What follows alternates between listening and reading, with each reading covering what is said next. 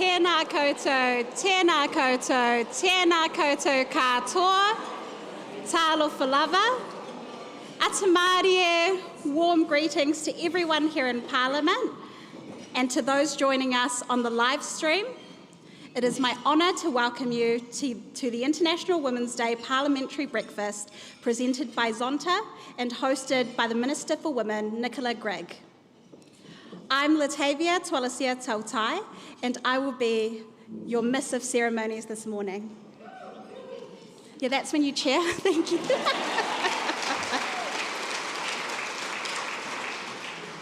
And so I'm the one whose big head is on the screen right now. Kia ora.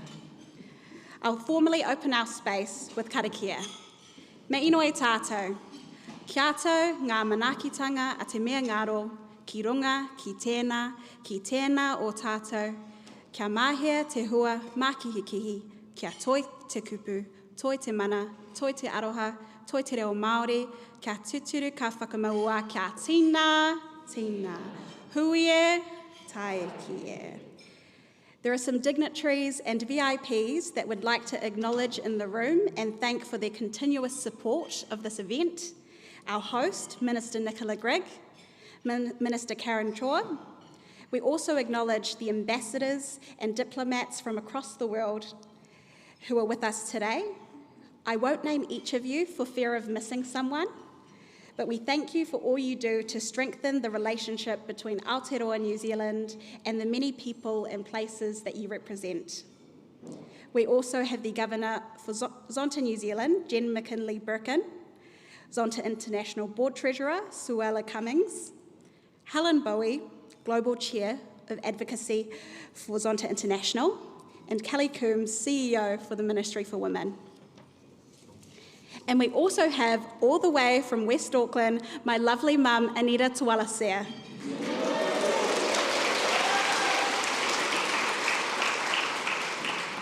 I say her name because everyone here today, in person or online, as well as those who might be finishing up a night shift on a factory floor like my Auntie Feli in Manukau, or if you're a high school student here today, or getting ready for another day at school.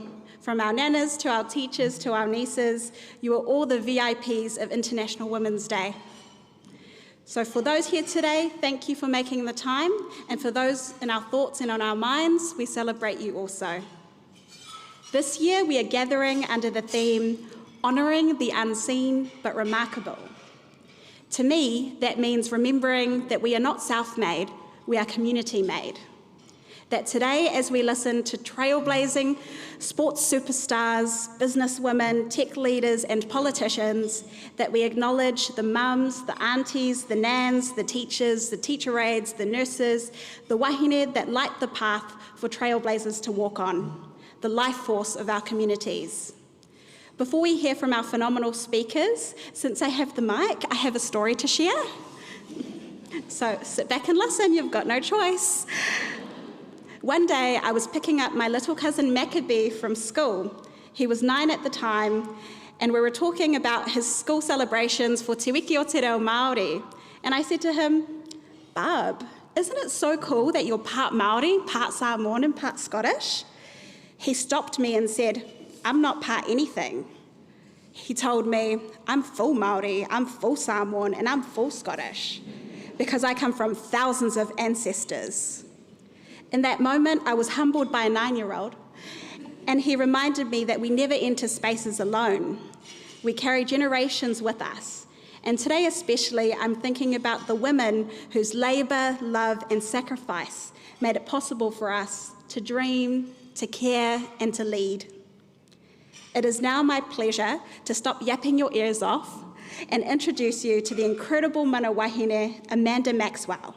When we caught up early in the morning last week, I asked our keynote speakers who were the women that they were bringing into our online space that day. Amanda said it was the incredible Zonchan women that she works alongside, which speaks to her collaborative leadership style, and it makes sense that she is the president of the Zonta Club of Wellington. Let's please put our hands together for Amanda.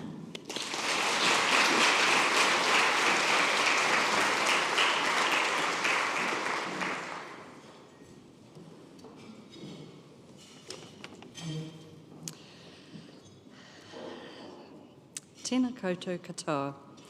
Minister for Women, the Honourable Nicola Grigg, ambassadors and high commissioners, distinguished guests, those viewing from around the motu and the world, and the early risers here in this room. A very warm welcome, especially to those attending for the first time. Today we gather for our 2026 International Women's Day breakfast, a moment each year where we pause, reflect, and celebrate the power of women and the communities that lift them. It's always a privilege to stand in this room filled with people who care deeply about creating a more equitable world. For more than 100 years, Zonta has been committed to building a better future for women and girls. Our strength has always been our values: community, friendship, equity, inclusion, respect, and integrity, and the way we live them through action.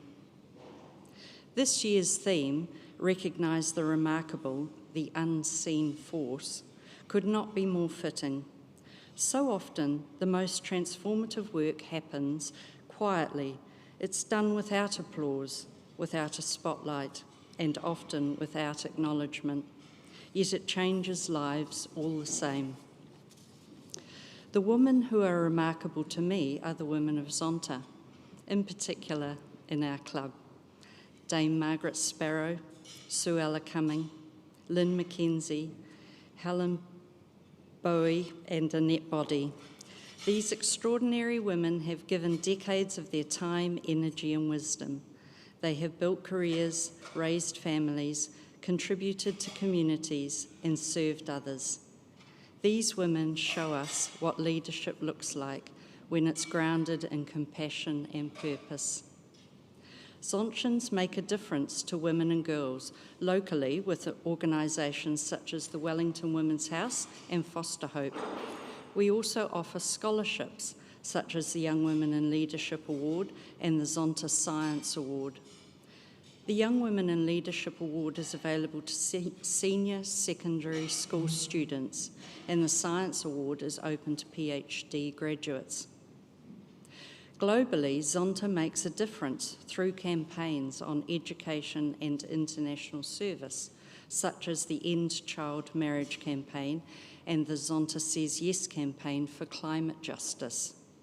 And many of you will know our flagship campaign, held annually in November, Zonta Says No, a campaign to end gender-based violence. Our advocacy work isn't always visible, but its effects are lasting and powerful. Our club is flourishing, and the energy is unmistakable. Across Aotearoa, Zonta membership has grown by 7% over the past 6 months, a testament to the increasing number of people who believe in our mission and want to be part of meaningful change. Each new member brings fresh ideas, willing hands, and a generous heart. Together, we're building a stronger, more vibrant community committed to creating a more equitable world for women and girls.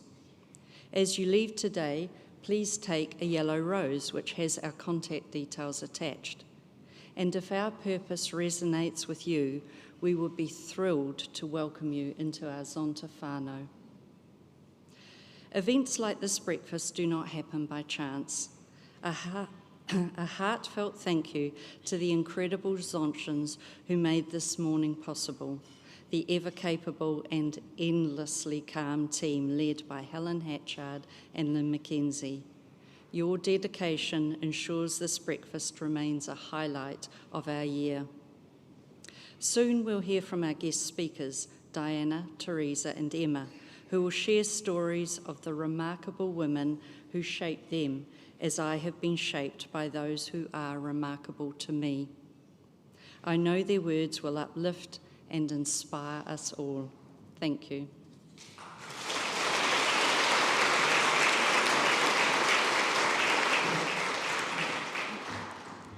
Thank you, Amanda, for those inspiring words and the incredible work Zonta continues to do in supporting women's leadership and equality across Aotearoa and the world.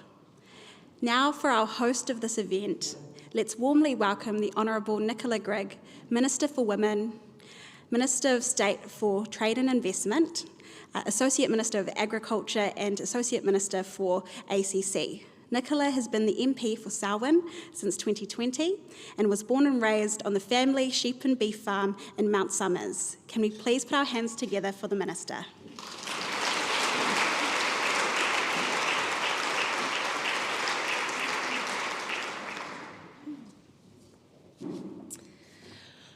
Kia ora koutou, morena, good morning everybody, welcome to your Parliament. Thank you so much to the Club of Zonta for inviting me to be here this morning. It is my absolute pleasure to host you all. Happy International Women's Week is what I've been saying to everyone, because I think we should all acknowledge that one day is simply not sufficient, not enough to really truly acknowledge the immense contribution that women and girls have across our country every single day. So it is really great that there's a multitude, of events rolling out across the country this entire week.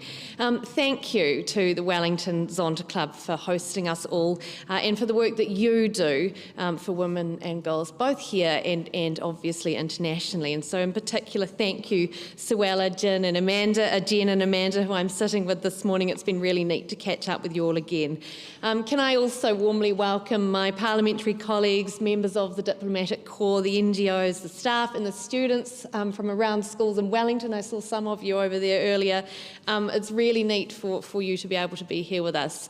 And to our wonderful speakers, I'm really looking forward to hearing from Emma and Diana and Theresa. You are all incredible, inspiring women, so really looking forward to hearing your stories and your journeys.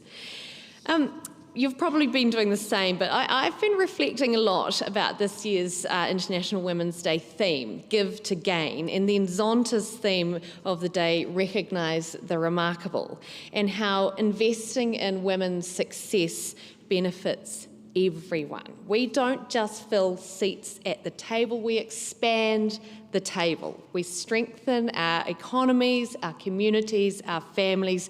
We sharpen collective vision.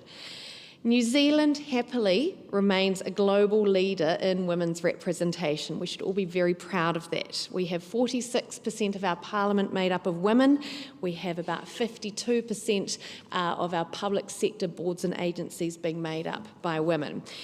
We have also reached a record low gender pay gap of 5.2%. We are, I think, about the second in the world leading that way. We should be proud, but of course, the work is far from done. In the working world, women are underrepresented in top private sector roles and firms. They only hold about 31% of director positions on NZX-listed companies, and ethnic pay gaps are stark and they exist, they are real. But initiatives like the government's Gender Pay Gap Toolkit are really starting to help businesses measure and close the gaps and, most importantly, address the barriers for women in leadership. I relaunched our Gender Pay Gap Toolkit at the end of last year to include a calculator specifically for gender ethnicity and gender disability pay gaps.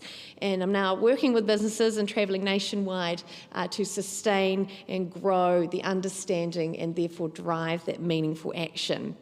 Because we think it's through these solutions-focused conversations that we really are going to make a difference over time. So I need to acknowledge groups like Champions for Change, Global Women, the Institute of Directors and Women on Boards who are also doing fantastic work to support more women into leadership and governance. Women have comprised, through a self-set target, about 50% of public sector boards in recent years. But to maintain that really strong track record, we've got to start bringing forward more and more talented, highly qualified aspirational candidates to those board roles.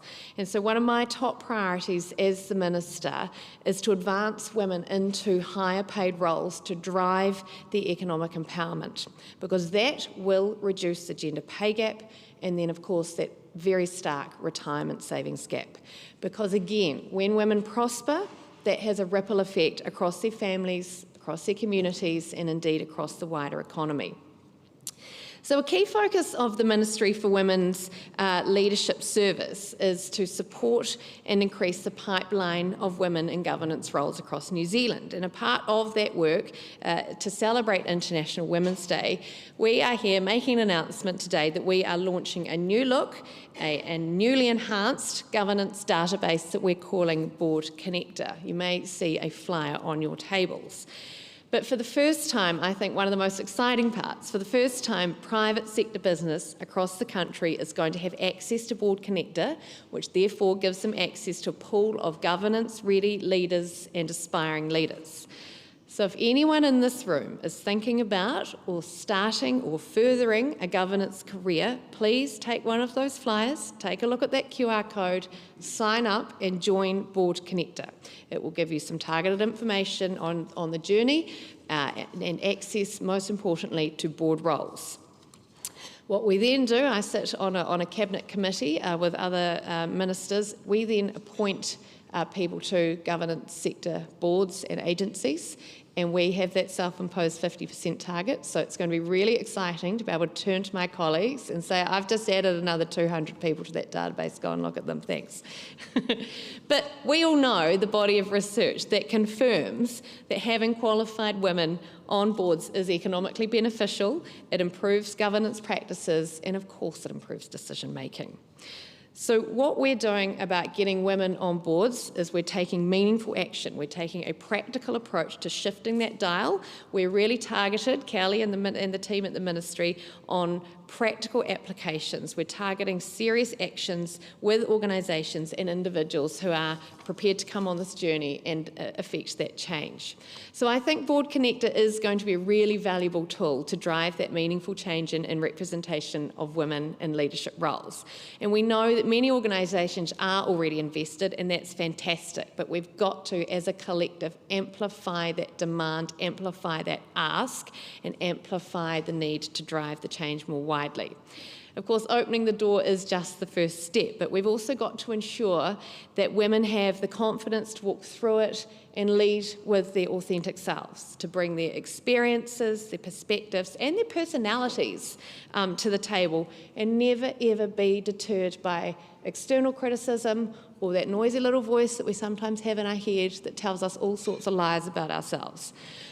I'll be honest, and I say this often when I speak in public, I found it absolutely nerve-wracking, horrifyingly so, entering the public arena for the first time and entering into politics. I was absolutely plagued by self-doubt and imposter syndrome. It was alive and well, so I understand why some women don't take this step. May I please encourage you to shut that little voice down, go to someone you know, you trust, and who is a trusted advisor who will talk you through it and will encourage you to take that step. It is scary, but it is worthwhile.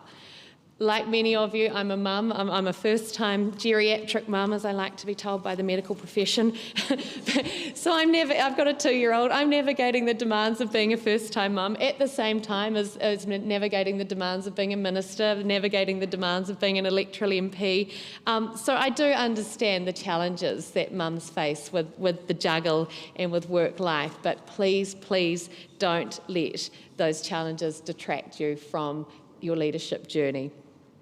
Because, of course, despite the traction that we have made in representation in Parliament and our women leaders, and especially in our MPs, women do still endure the most alarming amounts of misogynistic, racist and sexualised abuse online. Let's be clear, online abuse has absolutely no place in our society, in our work life, and we know it causes significant barriers for women to fully participate in public life, and that actually is also documented as preventing women from taking on public-facing leadership roles. So as part of our suite of actions, the Ministry for Women and I have also launched what we're calling the Free to Lead Online Harm Prevention Toolkit. And we've developed that alongside NetSafe, and we launched it last year, just before the Gender Pay Gap Toolkit. It's received so much support from women who've experienced online harm, and it's really starting to get some real traction across the country because it's got modules in it that inform and educate an employer as well as the employee as to what their rights are and to where the law sits behind them to support them through that.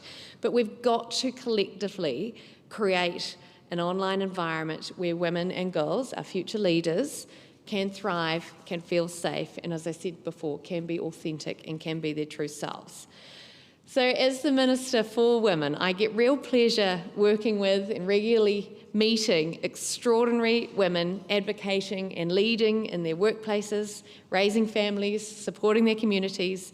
And I want women across New Zealand to know that their work and their contribution and their leadership is recognised and is valued. And so I will do whatever I can to prevent harm getting in their way.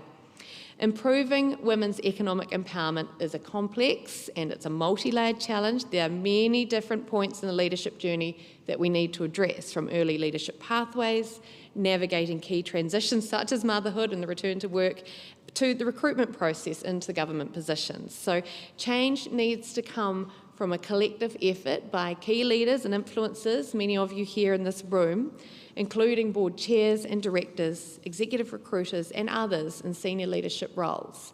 As a start, we are partnering with the Institute of Directors and other organisations and leadership services to support and enhance those board appointments for those women candidates. So please be assured, if you are going to register yourself through our board connector, you will be carried by safe hands along the way. So this morning's event, I think, provides a real opportunity for us all to come together, to inspire each other, and already you would have had conversations at your tables and you'll be feeling buoyed by those. But it's all because the work that Zonta does to remind us that we can all be champions for progress, for equality, for change, and so that we can all give to gain, and so that we can all recognise the remarkable. So thank you to the speakers who are going to be up here after me this morning for sharing your personal experiences and your journeys. Thank you again to Zonta for putting on the amazing breakfast and helping us, giving us a platform to celebrate women and girls in New Zealand. Happy International Women's Week, everyone. Please enjoy your day.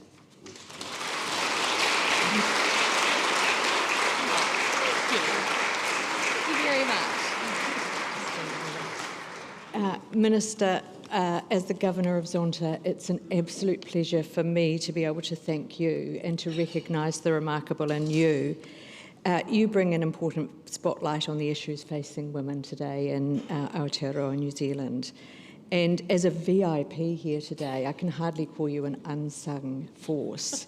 Thank you for hosting us all in this whare, for your tireless mahi, and for giving up your time early in the morning. Thank you. Thank you.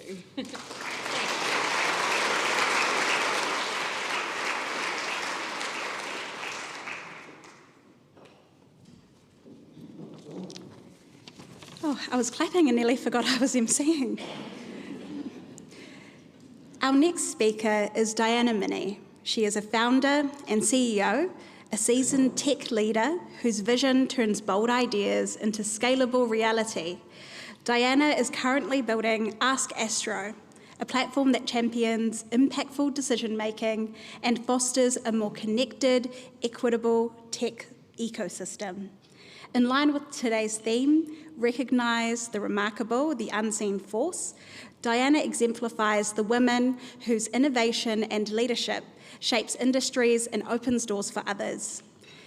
When asked about the important wahine in her life that inspire her, she shared about the joys of being a mum and witnessing her incredible daughter who's here today. Please join me in giving a warm welcome to Diana Minnée.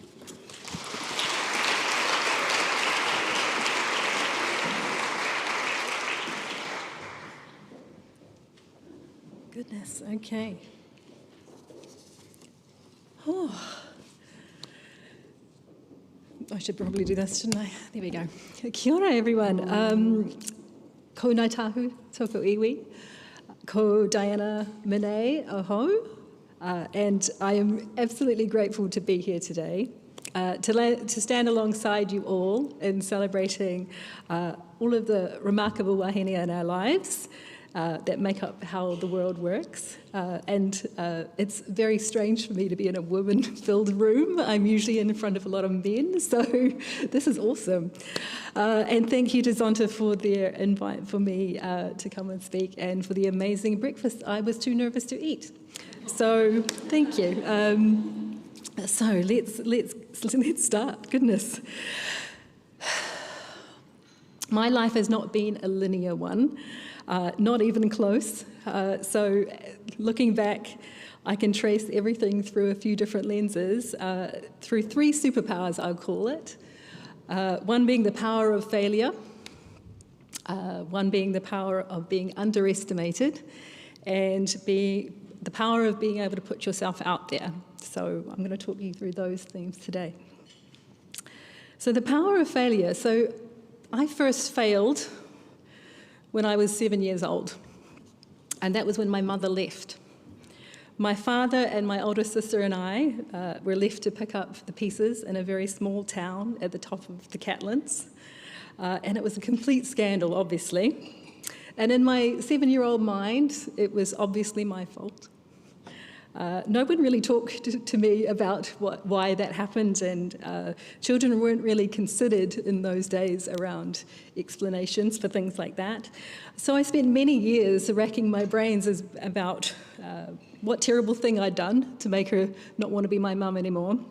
And I didn't think I'd been that bad, but you never know. I must have. I certainly felt that I had failed as a daughter at that point. But to help me deal with this, I started watching closely of things around me. I learned to read a room at that age, to sense tension before it surfaced, to understand how the world worked, and to really understand what might come at me so I could prevent that from happening. I must have been a very strange child when I think about that, already beginning to build that shell around myself, but I was determined to never be caught out like that again. But then, at 16, I ruined my life. Those were my stepmother's words, not mine, and it was probably more like I ruined her life. But I found out that I was 7 months pregnant after going to the doctor for indigestion. Which was a bit of a shock for everybody. It was 1992, and I'd been taking preventative measures. Had only ever had one boyfriend, and I certainly didn't look pregnant at the time. So yes, I was one of those random ones you hear about. But it was yet another scandal in my small town, and the moment, the shame of that moment still sticks with me, made absolutely worse by the response of many of my family members. And only 5 weeks later, I had my daughter. So I knew for 6 weeks total. The doctor in the small hospital on the West Coast where I had my daughter made sure I learned my lesson. No pain relief and a trauma-filled 18-hour labour later. It's no wonder it took me 23 years before I had my next daughter. And although I did consider adoption through the shock of things, I decided to take responsibility then. And I'd never even held a baby at that point. I was not that type of woman.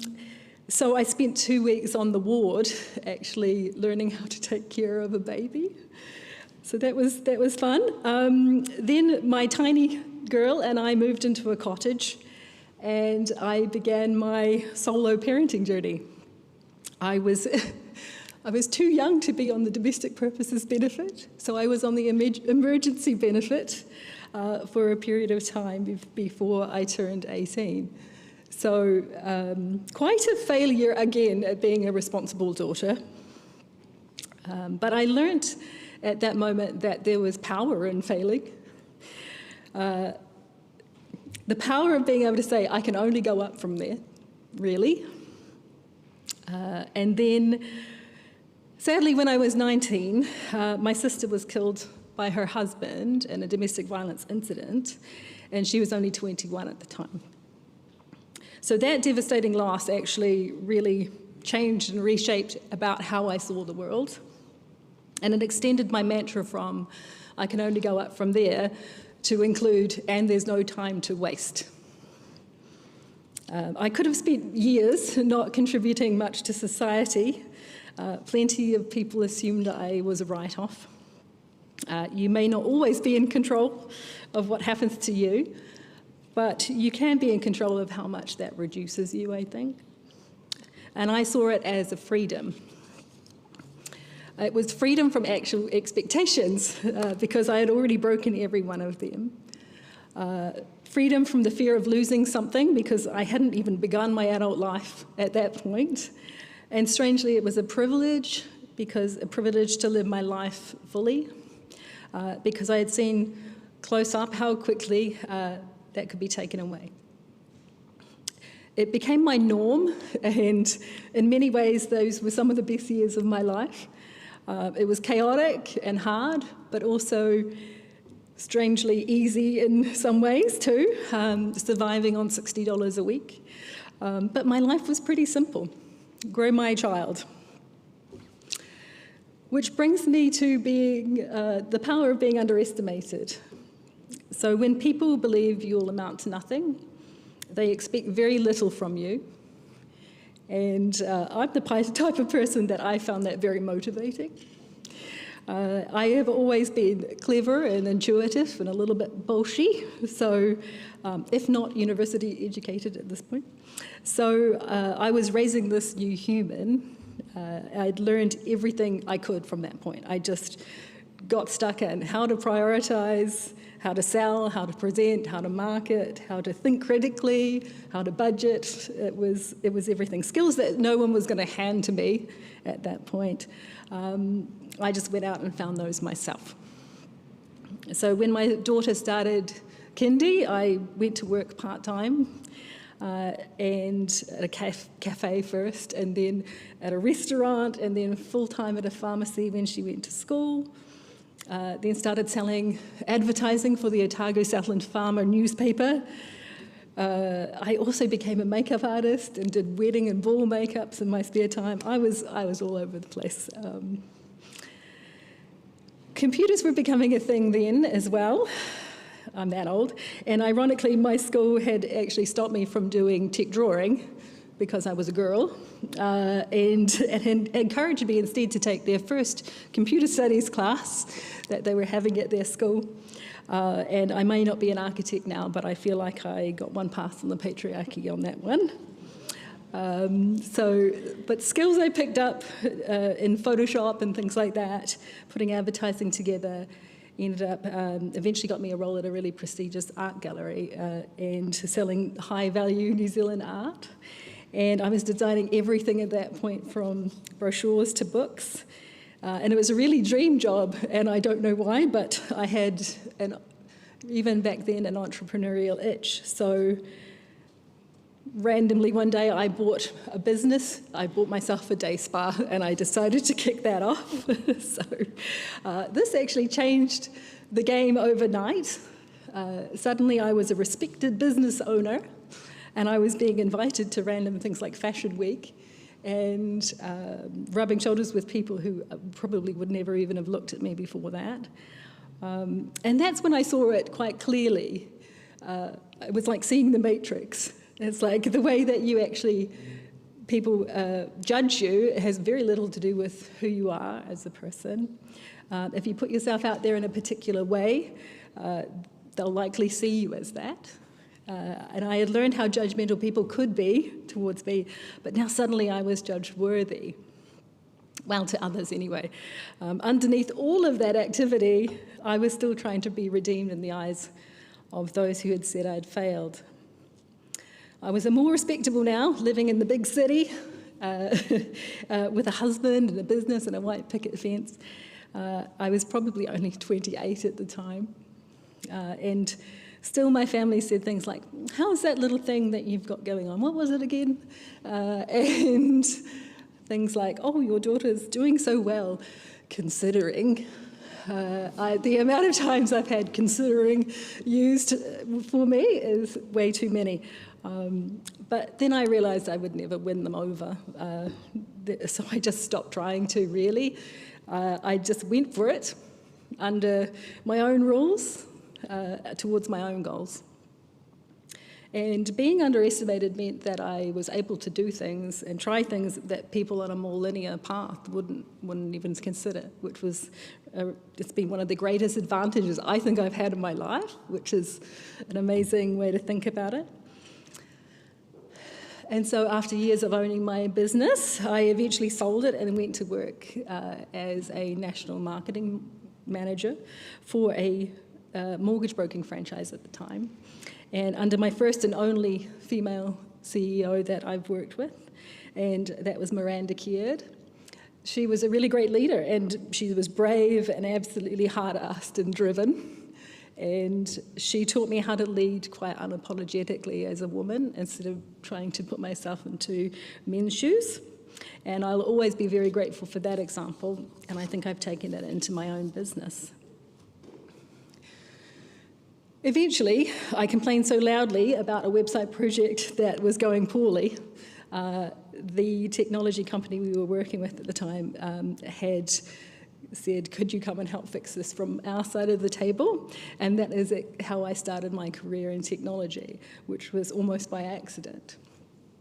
And my 30s from then on were all full of delivering projects and programs and leading technology teams and helping people do their best work. And for a long time, I waited for someone to kind of shoulder tap me and say, you're not qualified for this, get out. But that just never actually happened, it just never came. And I just went from strength to strength there. I moved to Wellington in 2010 to work for Silver Stripe and discovered that great work and great people could actually exist in the same place. And it was a truly special environment that actually embraced my growth and my potential there. And then after leading on their exec team for a while, the chair of the board actually gave me some really good advice after he looked at my rather zigzagging career path. He said, the fastest way to get anywhere is in a straight line. And so I said, okay, I'm going to be a chief operating officer in 10 years. Let's go. Well, it only took 5, and he was right. So thanks, Alistair. I should probably give you that one. And from there, it was all about startups. Other than a brief stint, I think 2-year stint at TradeMe as the head of delivery, which was awesome, I spent many years supporting startups through their make or break moment in that seed to Series A moment as their COO. But all of this time, I had been white-knuckling it, honestly, gritting it through things and really just driving it through each step very independently. I was independent and so self-reliant, and I thought that was a strength. But now that I understand it was actually something that I'd learned at 7, the way of feeling safe and in control of the situation, I would internalize everything and just endure it.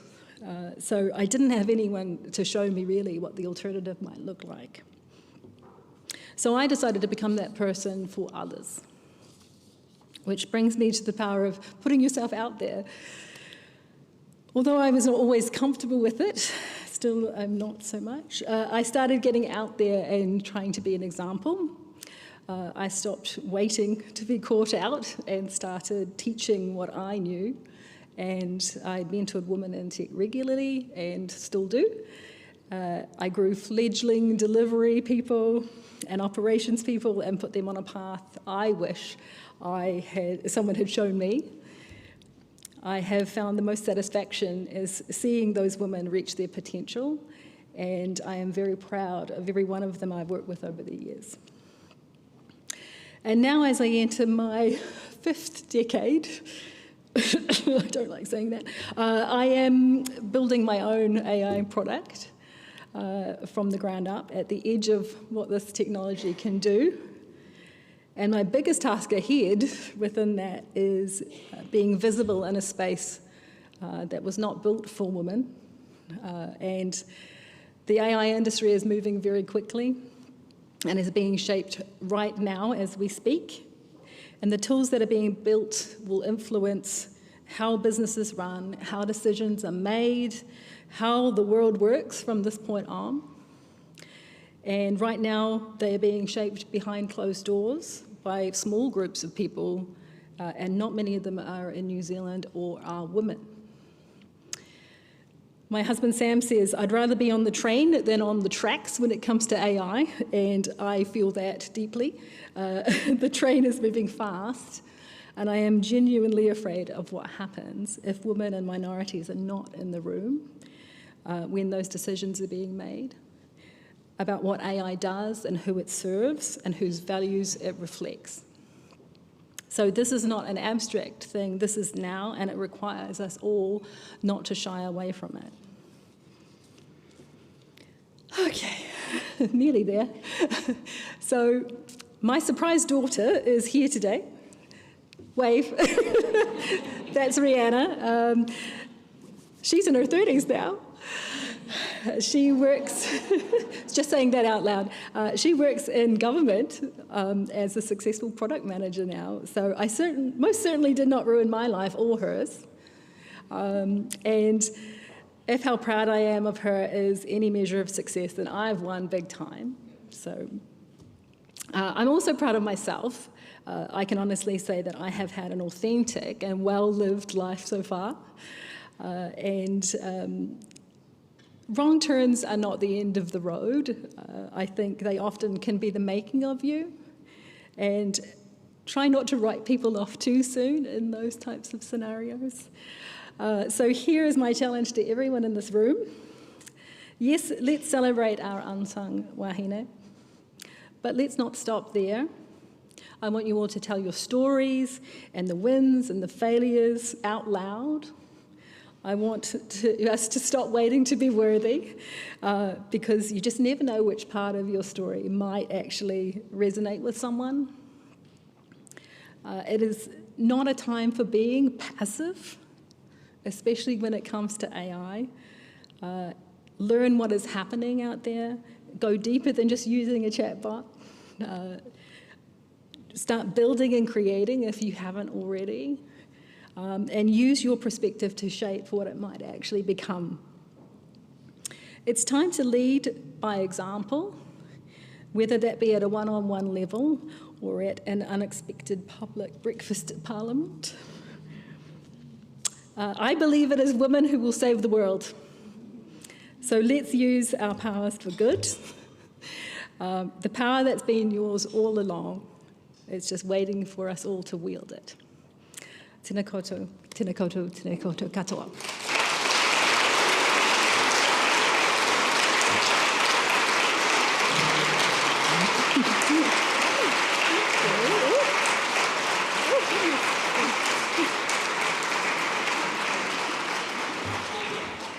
So I asked AI for help with this, but then I heard you speak and I was like, oh no, this is not going to work. So on behalf of the Zonta Club of Wellington and all the wahine gathered here this morning, Diana, thank you. Thank you so much for sharing your wisdom, your experience. Thank you for being vulnerable with us this morning and sharing your story. You are truly remarkable, and we are truly grateful for your time and your voice. Please join me again in thanking Diana for her time.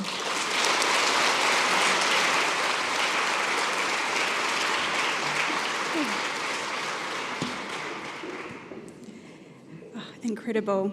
Our next speaker is Theresa Setefano, née Fitzgerald. A world-class athlete and influential leader, a multiple Rugby World Cup champion and double Olympic gold medalist for the Black Ferns Sevens, Theresa has excelled at the highest levels of sport while using her platform to amplify her community. When we caught up last week with the crew at 8 a.m. on Friday, she was already out going for a walk with her dog. winning the day, and to which we replied, "Same, I just finished a half marathon," while wiping the sleep from our eyes. In line with today's theme, Recognise the Remarkable, Theresa embodies the women whose leadership, resilience, and dedication empowers. When asked about a giant in her life, Theresa acknowledged her incredible mum, the love and grace she poured into raising 6 children. Theresa is an example of how excellence and cultural pride go hand in hand. Please join me in welcoming Theresa Setefano.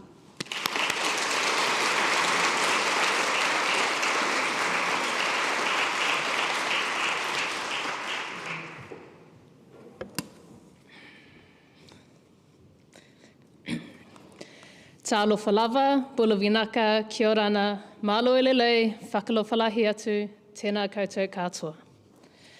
O le tele o sulu e maua e whingota, e mama se awenga pea tā amo whaatasi. My strength does not come from me alone, but from Minnée. E hara taku toa I te toa takitahi, engari he toa taki tini. E mōmua o na si'i le whawhitai le atua, a wā o le aso le nei na whaia le atua, I a tātou oli ma whiawhia I ai. This is the day the Lord has made, and we will rejoice and be glad in it. O lo'u ingoa o Theresa matau aina Setefano. O te saumai I le nuu o Samoa o Whenga, Sangone, Ti Avea, ma Manunu. O te whaatalofa atu I lo o tō paia, ma lo o tō mamalu. Ma lo le soifua, ma le langi a mama. My name is Theresa Matauina Fitzpatrick, Setefano, ni Fitzpatrick. I am a daughter, a sister, a auntie, a friend, a very mature university student, a professional rugby player, and a strong Pacific woman. Firstly, what an honour and a privilege it is to have the opportunity to speak in front of you all this morning. When I think about this year's theme, recognising the remarkable, the unseen force, my mind immediately goes to the quiet giants in my life. The women who don't seek recognition, the women who don't need the spotlight, the women who sustain families, teams, and pathways quietly, consistently, and powerfully. The first person who comes to mind, oh my gosh, is my mum. Okay, she's right here, so I'm gonna look this way. Mum is one of the most selfless people I know. I'm one of 6 children, born and bred in central Auckland, and what a blessing of a childhood I had. Mum is my definition of a mana wahine and a teine toa. I know if things had been different, Mum would have been a high-performance athlete as well herself. She is a provider, a protector, and a woman who leads through service. A Samoan proverb that comes to mind when I think of my mum is "O le ala I le pule o le tautua." The pathway to leadership is through service. I grew up watching and playing sports alongside my mum and my family. Touch, tennis, netball, rugby, basketball. Mum has the game smarts and the skills, and when we would play with her, she would always teach us the fundamentals during games or just show us how it's done. Mum was also a trivia master and somewhat of a human encyclopedia who taught us kids the importance and the power of knowledge and education.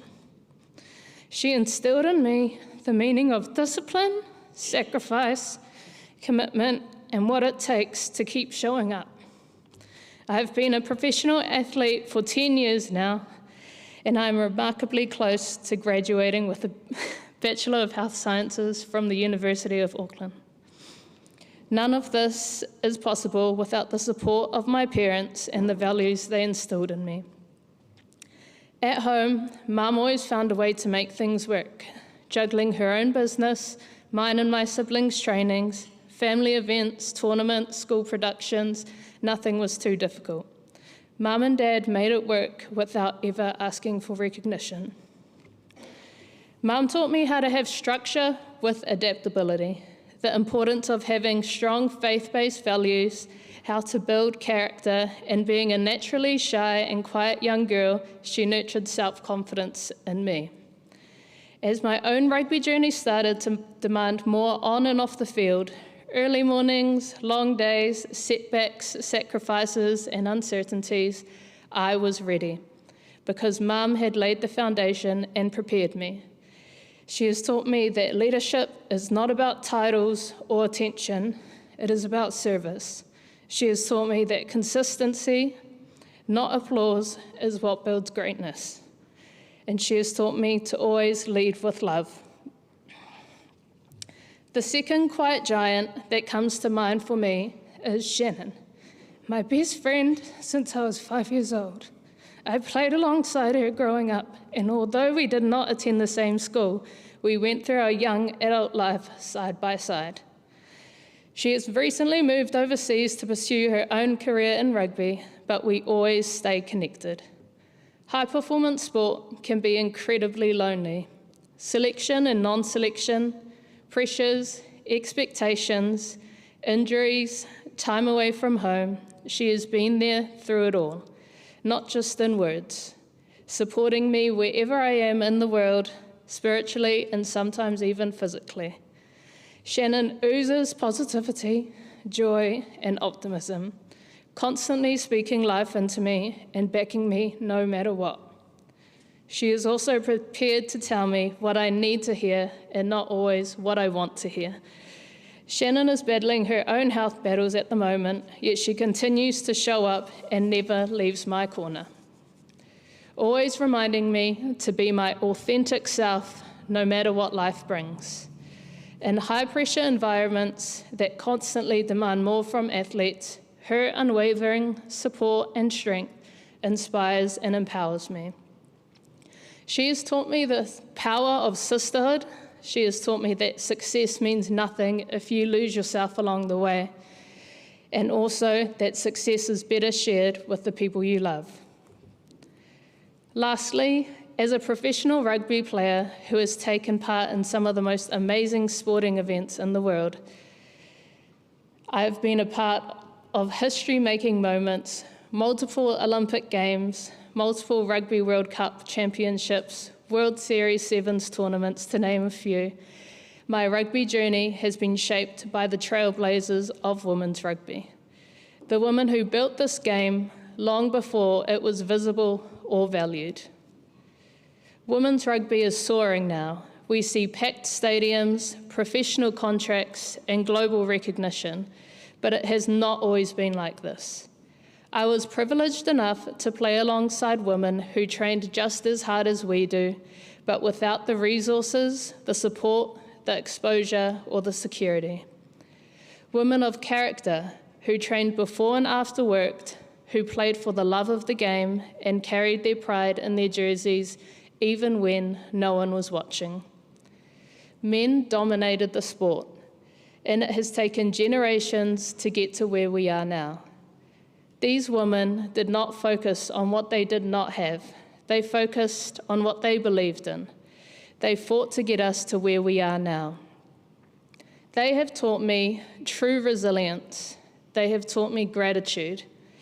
They have taught me that standards you walk past are the standards you keep. And they have taught me the work ethic, passion, and responsibility we need to have to continue to grow the game for the next generation. Because of these women, my mum, my best friend, the rugby trailblazers who came before me, I am where I am today. I have stood on their shoulders.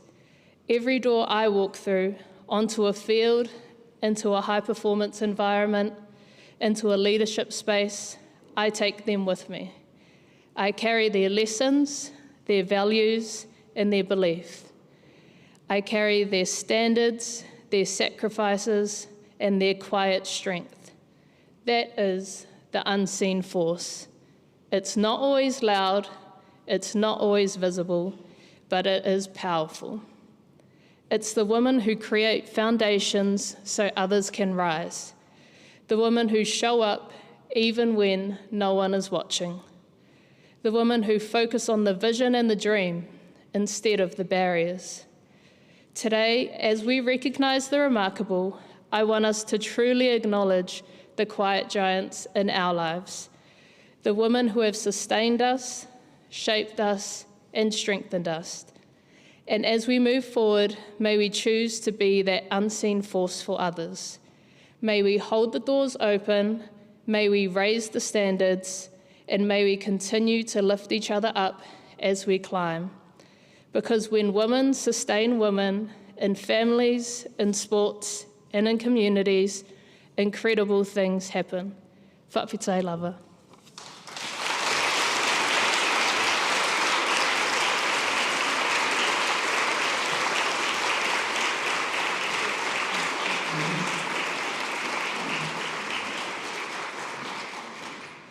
Thank you, Theresa.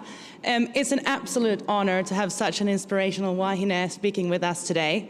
Your courage, your leadership inspires so many of us, especially girls and women, watching, learning, and believing in what's possible because of role models like you. Thank you, and join me in thanking Theresa again.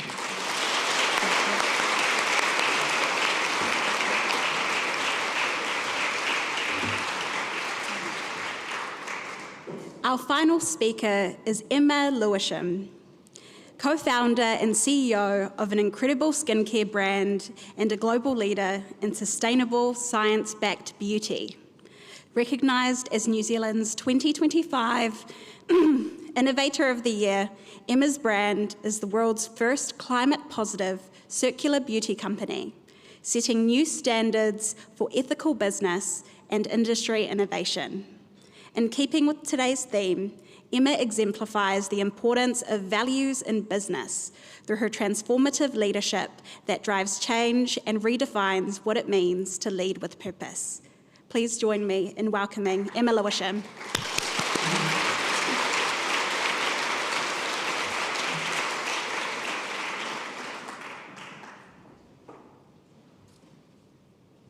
Thank you so much for that very warm introduction. And to Theresa and Diana, just incredible speeches and so inspiring. So, hi, it's such a pleasure and honour to be here today. Zonta is an organisation really close to my heart, introduced by my grandmother when I was in my teenage years, and just being here today is really a full circle moment for me. So, to introduce myself, I am Emma Lewisham, co-founder of Emma Lewisham Skincare. And within 6 years, we have built Emma Lewisham from New Zealand to doing over 30 million in retail sales, with presence and teams globally across New Zealand, Australia, UK, Europe, and the USA. We are now the top-selling skincare brand in Mecca in New Zealand, and ranged in retailers like Harrods and Liberty in London, and are in the US with Goop, who's Gwyneth Paltrow's brand, and Bluemercury, alongside international brands like Victoria Beckham. Along the way, I've got to learn from the incredible Dr. Jane Goodall, a Nobel Prize winner in chemistry. I've been a guest speaker for the likes of Vogue in London, and have met incredible celebrities like Margot Robbie, who use our products, and last year was invited to Paris by Louis Vuitton to meet them at their head office. We have built this against the odds, from the bottom of the world, and the fiercest, well, one of the most fiercest and competitive industries, and from the start we're told we would fail. I'll also add that I actually never set out to launch a beauty brand. So how did we get here? How did we beat all those odds?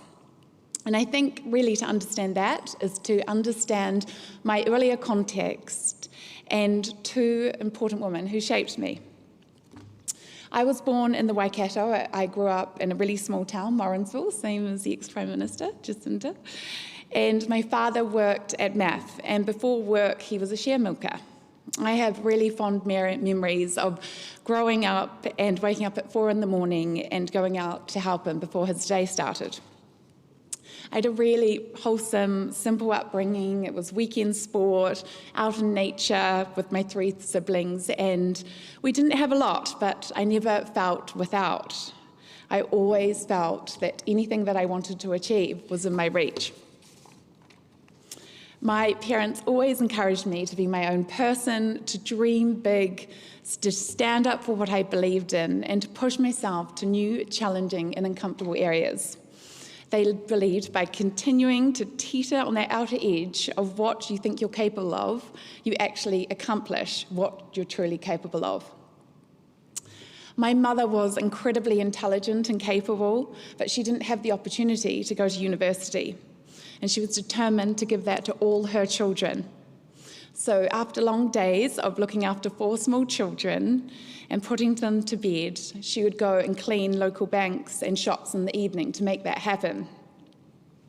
She never once complained or thought it was below her, and always did, in anything she did, such a high standard of work and put pride into it. As I got older, I would go along with her, and in retrospect, it was such a wonderful lesson in humility and doing whatever you were given well. What I learned from her still shows up today and very much part of Emma Lewisham. Hard work, humility, empathy, a groundedness that I believe today makes me and our company distinct.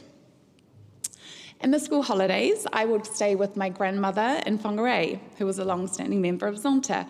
She was far ahead of her time. She was an entrepreneur who built her own real estate company from nothing with 2 small children, putting herself through her own studies to do so. She was graceful, strong, and had a quiet conviction. She gave me a model of what it meant to back yourself completely and without apology. To not let anyone push you around and to hold on to what you believe in. And as a female in a leadership role now, that resolve has been so instrumental when I'm up against some of the most impressive business people in the world. So my mother got her dream, and alongside me and my siblings, we all went on to university. I started at the University of Otago studying chemistry, biology and business, ended up really loving the business side and excelled and was asked to do an honours degree, so we went down that path. I wasn't by any means the top student, but I was different, and I asked different questions.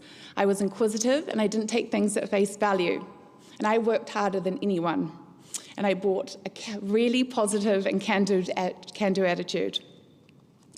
I took opportunities to work for local businesses in Dunedin to learn firsthand about business, and I always worked every school holiday to support myself. My parents were always there, but I knew I would have to make my own way, like it had been for my grandmother and mother. So, to the beginning of Emma Lewisham, fast forward to 2016, I was living actually here in Wellington when I first conceived the idea. I was working for a global Japanese technology company, and I was one of the very few female senior executives in a business role. And I had risen through the ranks because of those lessons instilled in me as a child. Hard work, being prepared to do what it takes, grit and determination. And in a company where, in most cases, I was the only female in the room, that strength and resolve from my grandmother carried me. A significant event happened for me that year. I lost my mother to cancer, and it was incredibly anchoring for me. It really became quite a pivotal time in my life of reflecting the way that I lived and not taking things for granted. Around the same time, I was also trying to get pregnant, and during a routine conversation with my doctor about skincare, I mentioned a product that I'd relied on for a really long time for hyperpigmentation that I had, hydroquinone. And she told me to stop using it, that the ingredient was banned in multiple countries around the world. And I was really surprised. I hadn't ever really questioned what I put on my skin. I assumed that what is sold to us, something that's luxurious and sophisticated, would be safe. With the curiosity, though, that was instilled by my family, I started looking more closely at what was actually in the products I had trusted for years. And what I found surprised me. So ingredients that were found in the car industry, there was tyre lubricants, antifreeze. They were used for texture and stability, and that luxury skincare no longer seemed so luxurious to me. So I went looking for a natural alternative. But what really struck me was that even internationally, 8 years ago, natural skincare meant a compromise. They felt a bit funny and funky, and they didn't quite have that contemporary, beautiful feel or the science and evidence to back them up. So from studying science and growing up surrounded by nature, I knew the power and intelligence of the natural world. And I felt instinctively that modern natural products with the highest of performance could exist. That gap between what was safe and what was genuinely effective was the beginning of everything for me. And if I reflect on it now, it was the culmination of my entire life to that point. Growing up in New Zealand, surrounded by the intelligence of nature, my love of science, nearly 10 years working in strategy and problem solving, and being raised by a woman who worked through the night and a grandmother who built a business from nothing. All of it converged in that moment. So, alongside my colleague and friend, Kim Morrison, and my husband, Andrew, we decided to solve it. Despite having no experience whatsoever in the beauty industry, we just started. People honestly told us we were nuts, that a small New Zealand business could never compete with the Estee Lauders of the world, and I was told more than once to stick to my day job. But there was something in me that simply couldn't let it go. I decided to dream big and to teeter on the edge. We found scientists the way that you find most things today. We Googled it. We reached out to the best minds we could find, and we walked into the industry with a fresh pair of eyes, challenging the status quo, asking questions no one seemed to be asking, such as, instead of starting with ingredients, why don't we start with the skin and how it works? We started working with physiologists, and what they drew out for me was this extraordinary, interconnected biology of the skin, this complex, elegant spider web of processes, all operating simultaneously, and something clicked. The problem with hero and singular ingredients in skincare that it's been based on, the skin doesn't work that way. It operates across multiple pathways at once, constantly communicating, regulating, and renewing itself. And yet an entire industry had been built on that idea that one ingredient, one-star ingredients, was the answer to everything. We made a decision that would define everything we built from that day. We would not formulate around ingredients, we would formulate around skin and how it actually works. Skincare built on science, not trends. I was so passionate about it, I went back and did postgraduate studies in physiology in Harvard to strengthen my understanding. To this day, we have some of the highest performing products in the world and won multiple awards. And this year, a Nobel Prize winner in chemistry from the US will formally recognize our way of thinking and formulating as leading the way globally. To have that sort of mind, look at what you have built and say, yes, this is right, is one of the most profound moments of my career. The same thing shaped how we approach the planet. The beauty industry produces 120 billion units of beauty packaging annually, and the majority goes to landfill. So we built a fully refillable model from day one so people could reuse what we already made and brought into the world. Makes total sense. And yes, in 2021, we became the world's first climate-positive beauty brand with a circular design and gave our IP and how we created that to the beauty industry globally. And in a full circle moment, one of the first to reach out to us was Estee Lauder. People often think that Emma Lewisham was an overnight success, but it really wasn't. In the 3 years before we launched, Kim, Andrew, and I kept our day jobs and worked every evening and weekend, fully funding the business ourselves through savings and doing everything on a shoestring. We launched when my daughter Milla was just 5 months old. I'd left my corporate job, I had no income, and I had no option to make it work.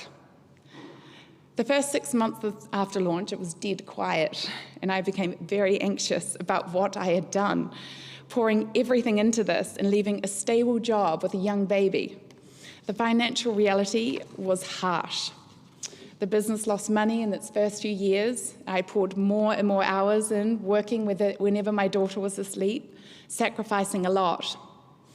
There were days when I ended up feeling broken, navigating a business while becoming a first-time mother with all the doubt, exhaustion that brings. It truly was a very hard time.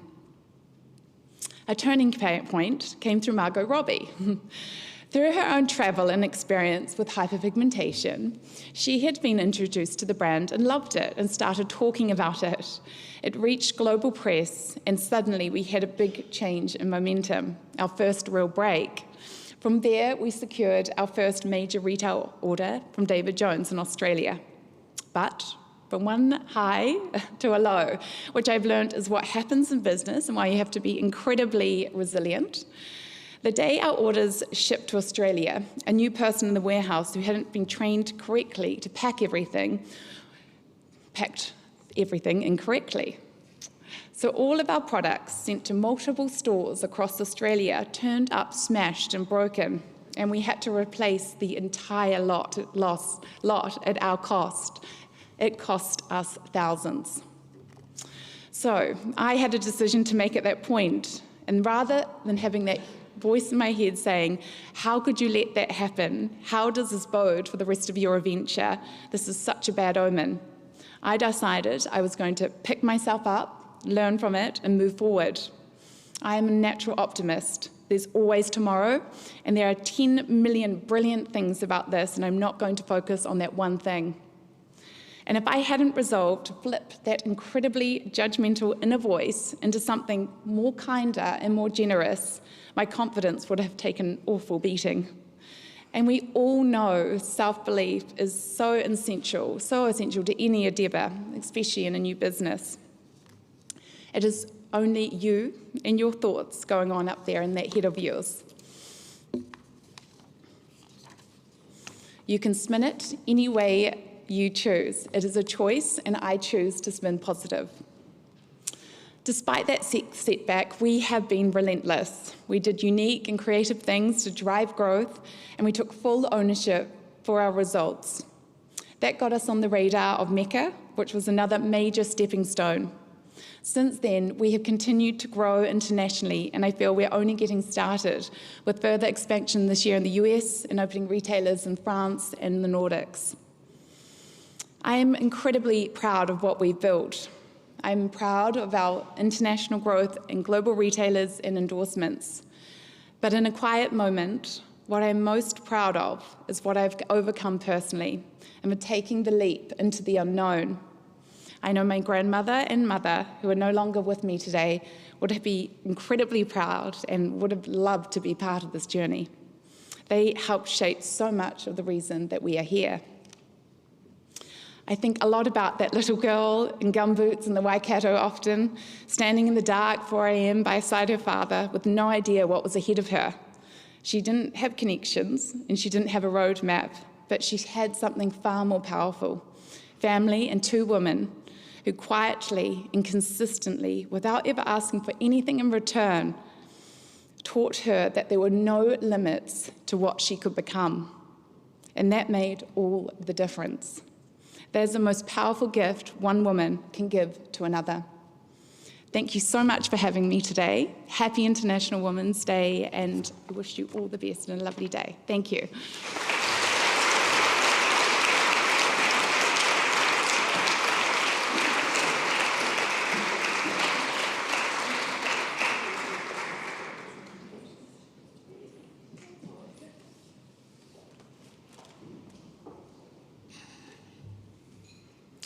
Morena, I'm Lisa Tipping. I'm a member of the Zonta Club of Wellington. Emma, thank you for your depth, your clarity, your warmth and the heart that you brought to us today. On International Women's Day, we celebrate women who don't just succeed within existing systems, but we also celebrate those who reimagine them. And I think your story is a very powerful example of that. It's remarkable, to use our word for today. And you remind us that progress is not only about commercial success, but about integrity, hard work, humility, and care for the planet. So thank you for sharing, and sharing in particular how your mother and your grandmother shaped your curiosity, your strength, your determination, and yes, I am sure they'll be proud.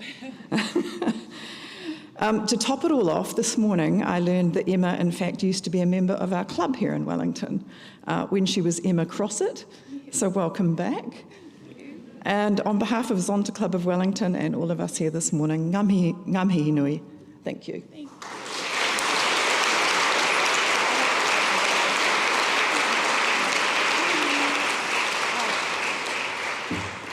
Wow. I think something that connects each of our speakers, well, there are many things, but something that came to mind was that these are women that endeavour to open the doors for others. Amanda spoke to the advocacy that's not always visible, but has authentic and lasting effects. Minister Nicola Grigg said, when women prosper, that has wider effects across our families, across communities, and across the country. And if you're interested in being on a board or want to know more, shout out to the pamphlets on your table. Please use the QR code. We're going to have about 200 more people on the database. Diana Minnée said, spoke with authenticity and vulnerability, sharing that there is power in failing, that I can only go up from here, and that there's no time to waste. Wrong turns are not the end of the road. Sometimes they are the makers. They are what make us. And also, I'd like to repeat our incredible gold medalist, Theresa's name. I got it wrong before. Name's her whakapapa. So Theresa Stefano ni Fitzpatrick. She shared a well-known Samoan proverb, o le ale I le bule o le tautua. The pathway to leadership is through service. She shared that consistency, not applause, builds greatness. Emma, close personal friend of Margot Robbie, spoke about the importance of reading the ingredient list. And when we look closer, luxury doesn't seem so luxurious. She changed the game with science-based skincare, not starting with the ingredients, but starting with the skin. Women are redefining meaningful leadership in tech, in sport, on boards, in skincare, and in our homes. Something I was thinking about recently while engaging in very serious online discourse, aka scrolling Instagram reels, was this quote: I am the first woman in my lineage with the freedom to choose my future, to say what's on my mind, and to shape my life on my own terms. There are hundreds of firsts that I carry that my mother and her mother before her did not have the privilege of holding. And what an honour that is. Earlier this morning, each of you brought a woman into the room by sharing her name with your table, if you followed the instructions, or by holding her quietly in your thoughts, which is okay too. When you did that, I don't know about you, but I felt the room feel fuller.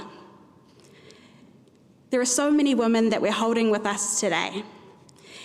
And I just want to thank each of you for being here today and continuing to recognise the remarkable. And in that, this wasn't in my script, sorry Helen and team of Zonta, I want to acknowledge the entire Zonta team behind today's breakfast. My friends often talk about the saying, to have a village requires being a villager. It requires showing up, even when it might be difficult, even if there's someone I don't like going, and even when our values might not align. It requires coming together for the kaupapa. Thank you for all you've done behind the scenes to make this all happen, by leading through service, through tautua. I believe that a plan without people is just a piece of paper. And so we want to thank the people behind the program, this time together, and this breakfast. Can we please give them a round of applause?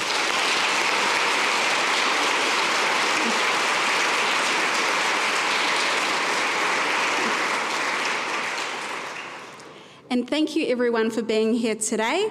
Thank you to our speakers, to their guests in the village that backs them, the giants whose shoulders you stand on.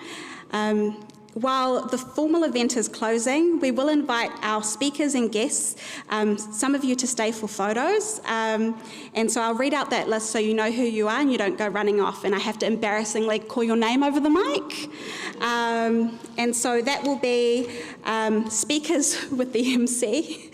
And then we'll have speakers with our diplomats. And then speakers with our incredible high school students. Can we have a round of applause for them? Oh, come on now. You know, our young people aren't the leaders of tomorrow, they're the leaders of today. So it's such an honour to have you here, and we can't wait for to see you up here actually so soon. And on the boards, cool. And then we'll have speakers with the Zonta team and then speakers with the International Women's Day team. So if you heard your name, please make your way to the front for your photos. Otherwise, your name will be called out over the mic. Thank you.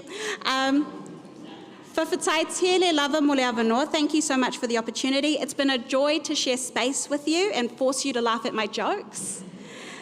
I will now formally close our space with a karakia. Me ino e tātou. Tuia e runga, tuia e raro, tuia e roto, tuia e waho, ka rongo te pō, ka rongo te ao, haumie, huie, taikie. Thank you, everyone.